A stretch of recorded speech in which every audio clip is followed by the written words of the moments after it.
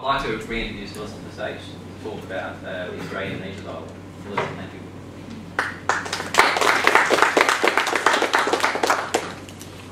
I'm sorry you have to put up with me twice. I did talk, you can blame Christian. I talked to him, I said I could talk about this or this, and he said, why don't you talk about this?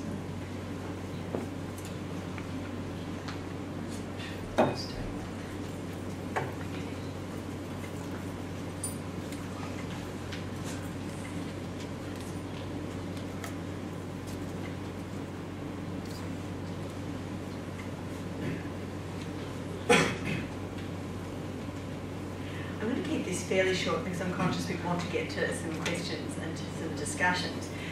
My job is to just talk a little bit about what the AIIA does as citizen diplomacy.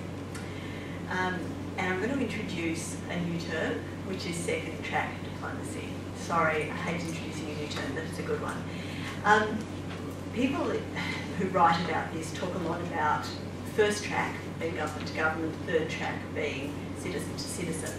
But then there being some sort of in-between space, which is called second track diplomacy, where there are discussions taking place which are not official, but not entirely unofficial either. There's some sort of bridge between the general discussions that you might have, just as ordinary citizens, and what's happening at a governmental level. So ideally they feed into what's happening. And that's the space where I think the AIIA is involved in citizen diplomacy. You've got a definition there, unofficial activities feeding into official ones. So I think that's probably as good as anything. And there's a range of organisations that already do that.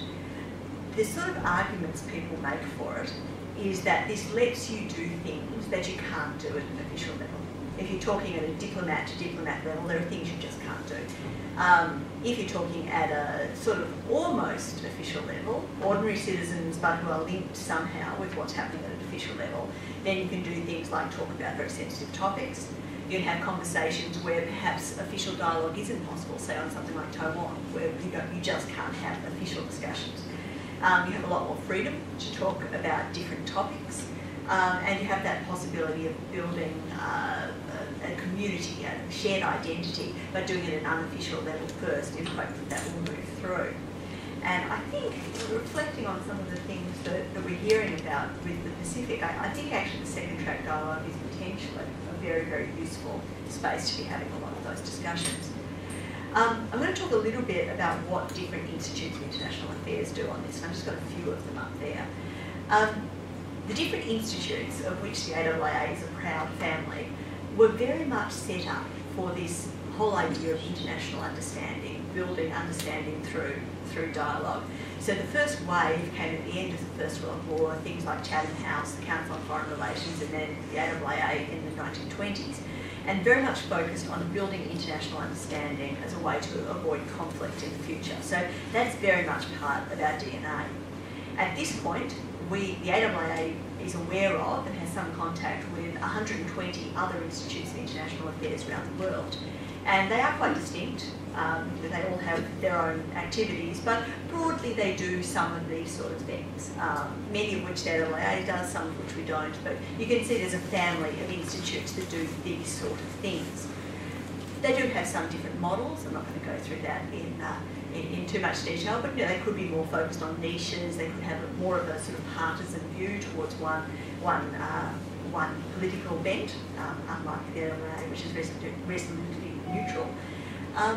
But they just have similar challenges as institutions. So one very clear one is all of these 120 institutes around the world have a lot less resources than we would like to do all the things we would like, and working together is a real benefit to us all. So if I think about the AIIA and ourselves, this institution as an actor in this citizen diplomacy, there's a number of things that I think it's one of our key aims, and there's also a number of things we do that really help. So our basic mission, trying to promote an understanding of international affairs in Australia, fits in very, very well with working with the other institutions with similar missions around the world.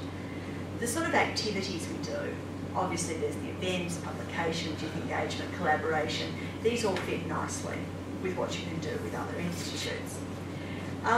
if you see us in the broader sense, I think of the AAAA as an organisation which is in some way a knowledge broker between the worlds of policy, where governments make these decisions, and the discussions that we have at a citizen level of what we think appropriate policy should be, how we understand the world. And there's a real, very useful role in moving the knowledge between those two spaces, which don't always talk to each other very well at all. So this actually gives the AAA a lot of resources to act in that space, to be a promoter of that second track dialogue as part of this citizen diplomacy more broadly. We're neutral and perceived as neutral. We have this international network. There are a lot of things we can do usefully in this space. So I'm in my very few minutes just going to give a quick idea of a few of the things the AAA has done in recent years. And I admit this is recent history because I came on board in 2006, so I'm going to focus on things I know since then. And our recent history of doing more of this, this sort of dialogue has started actually here in this room in 2007 when we got together a number of the other institutes of international affairs from the APEC countries when Australia was hosting APEC. So it was a good opportunity to have discussion at second track level. We did it ahead of the formal APEC meeting. So we had people who were unofficial, could give their views, push that information together, and then we put that into government ahead of the official meeting. Good example of what we've been doing. We also have things called National Presidents Forums, and we run them all around the country. The one you can see here is on Indonesia. I promised a bit of a focus on Indonesia.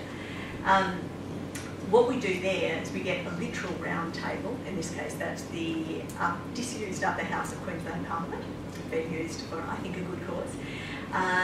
We get together policymakers, invited international guests, and what we see is the best Australian experts on a particular topic, and we have a good dialogue, discussion of what Australia's policy should be. So another place where you bring something of the citizen, academic, non-official realm and put it into a policy space, make that connection between the two spaces. We did one in Singapore, and this was, I suppose, a bit closer to the government space, but I think a very useful one to do. When our ministers for foreign affairs, defence and trade went over to meet their Singaporean counterparts, we had a second track dialogue going at the same time as the official discussion, so that we could do some of the, discuss some of the things that perhaps weren't easier to discuss. It was actually a difficult time in relations. The Prime Minister Rudd's Asia Pacific Community Initiative had very, very much annoyed Singapore and a number of ASEAN countries. And so there was a very interesting and frank discussion to be had around that. We also covered something that I don't think you would discuss in official level, which was looking at multiculturalism in Australia and Singapore. And there's a massive gap of mutual comprehension on how it works in both countries. It was very, very useful to have that discussion. I believe we did actually get somewhere on that. I think the Indonesians went away, the Singaporeans went away, not thinking that Australians are just racist, which is their usual assumption, but that we actually do something quite strikingly different in the way that we try to receive new communities and constantly transform our social fabric through doing so. This is an example where you can start new groupings.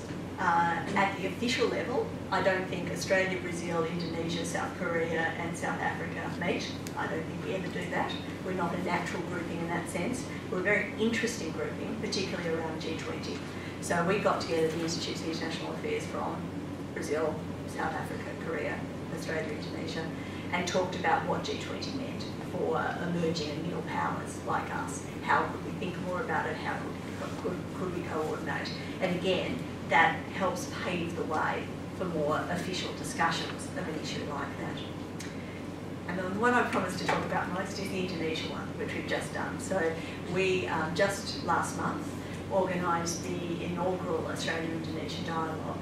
This was announced when President Widodo visited Australia in 2009. And it's been put together as a second track discussion, high level Australians and Indonesians meeting from a range of different areas to try to work out at citizen level what more we can do with each other. So we had people from politics, from media, business, science, civil society organisations, some great youth representatives, all meeting up with counterparts, seeing what they can do together. And I think that was a great opportunity. And Indonesia is, I think, a very good example for us of the importance of citizen diplomacy. Australia-Indonesia relations at government level are excellent. You know, for two very distinct countries with very different heritage, we do very, very well at the governmental level, I think, in dealing with most issues. The problem is actually very much at the people-to-people level, where all it takes is one Chappelle Corby or a few West Papuan asylum seekers, and suddenly the media is in a frenzy from either side. And so actually building that people-to-people contact is a vital thing, and the AIIA was very, very honoured to be able to play a role in trying to do something which we think is very, very important for that relationship. So I can promise that the AIIA will continue to do things like this, whether that's part of broader regional forums, of which there are a number, or whether it's a bilateral level working with our other institutes of international affairs, where we think that that dialogue can promote better relations between the countries. I think that, at least for me, as someone who has had some academic background, I'd have to say the jury for me is still out on how much we can prove that this work actually does what we hope it does. There isn't enough rigorous assessment of second track dialogue and how it works and whether it has an impact. And it's something the AIIA is looking at doing more research into. But I think you can see quite a lot anecdotally, case by case. You can see good results. You can see new and useful ideas coming out of these discussions. You can see them getting into the policy debate, the language moving into policy discussions. You can see that getting traction among the interested public, not everyone, but the people who are paying attention. And you can see that having an impact on the language and ideas and conceptions used. So I can tell you that from something like the Indonesia-Australia dialogue, there are concrete results coming out in terms of scientific cooperation, educational programs, and also greater building of people-to-people links through new media. And I think that those are all positive results. So I've tried to give you a bit of a sense, and I want to stop now, on the way that second track diplomacy fits into citizen diplomacy more generally, into the people-to-people contact. And I suppose I'm trying to show the way that the AIIA does play a role here. We play a role in a few ways. One is through having events like this wonderful event tonight with a fabulous group of speakers, through the event we ran in June when we talk about these issues. But another is also as an actor, that the AIIA as an actor with these international networks can in fact do quite a lot to build these different networks of international understanding and citizen links that we want. The next step for the AIIA is that we're involved in the Global Citizens World Forum, which is being run by the British Council next year, and that's bringing together a group of key organisations in countries around the world to talk about how to really build a citizens' movement for greater dialogue. And I think this fits beautifully with what I've heard tonight from the Global Foundation, Global Dialogue Foundation's work and the Barbara's work, and I hope to be working with them